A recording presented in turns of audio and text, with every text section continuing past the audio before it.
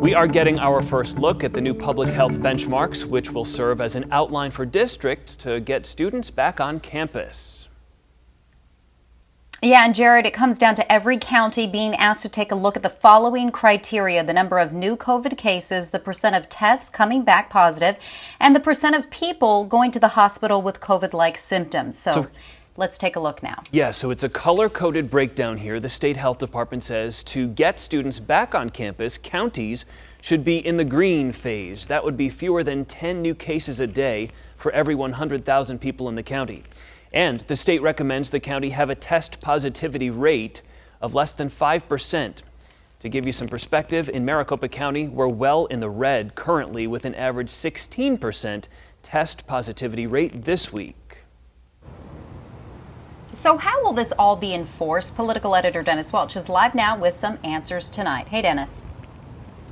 Yeah, and I can tell you that the state will not be enforcing this right now. All these decisions are going to be left up to the local school boards and the governing boards down there, and they have no requirement to follow the guidelines that were just laid out by the governor's office and the state superintendent of public instruction. But we did get a chance to ask Dr. Kara Christ about how she was going to try to make sure that districts did follow these new guidelines. And she said she was basically going to see and take a wait and see approach to see how these school boards and these districts reacted to all this. And we also got a chance to ask Kathy Hoffman if she was looking at any ways that she could possibly compel districts to follow these guidelines, even if they decide to ignore them and open anyway.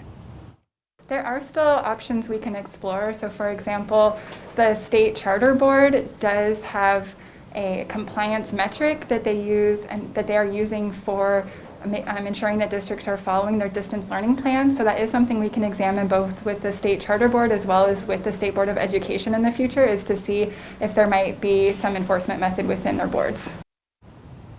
Now, as of right now, there are no counties here in Arizona that would meet these benchmarks to go ahead and reopen those schools for in-person learning. Now, Dr. Chris says that it's going to take several weeks likely before any county in Arizona would reach that benchmark. And that August 17th date that was, aspirational by the governor that had been set to reopen schools here in Arizona, it's highly unlikely that any schools, any counties are going to meet that benchmark by that date, which is a little over a week from now. In Phoenix, Dennis Welch, Arizona's Family. Yeah, Dennis, I remember Governor Ducey calling August 17th ambitious at best at the time.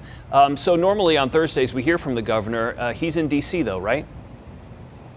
Yeah, he's not here today. I mean, obviously this is the changing of the schedule. We've gotten pretty used to him coming up here, giving us these updates on public health. Also take some other questions, but he was not here today. Obviously, next week he's probably going to be having another meeting like this and give us more updates on where we're at here with COVID. And obviously, he's going to have a lot of questions about the school reopenings and about the enforcement mechanism here in case any of these districts just ignore these guidelines and open anyway. Yeah, seems like that's what's happening in some other states already.